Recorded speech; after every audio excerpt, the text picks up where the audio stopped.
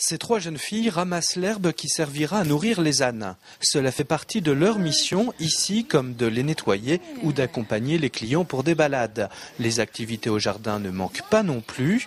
Pour Réjeanne et Luc, les créateurs de cette asinerie pédagogique, l'idée d'accueillir des woofers leur semblait toute naturelle. Si nous avons décidé de prendre des woofers, c'est que nous avons tourné pendant 10 ans autour du monde sur notre voilier.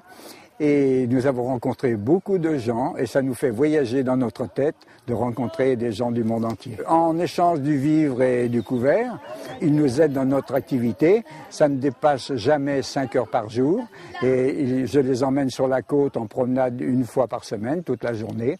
Et c'est une communication d'amitié plutôt, sûrement pas d'ouvrier et de patron. Tous les repas sont pris en commun.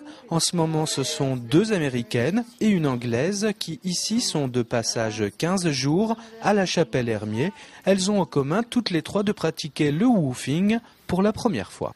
J'ai participé dans un programme pour mon université et j'ai voulu rester en France après le programme.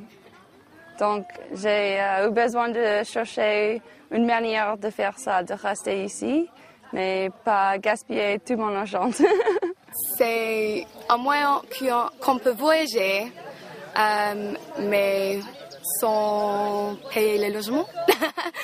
J'aime beaucoup les ânes. Entre nature et animaux, ces 3 jeunes filles qui ne se connaissaient pas en arrivant ici sont comblées. Pratiquer le woofing permet évidemment aussi pour elles de découvrir la culture d'un nouveau territoire. Si je faisais pas le woofing, en fait, je pense que je serais jamais y aller à la Vendée, peut-être.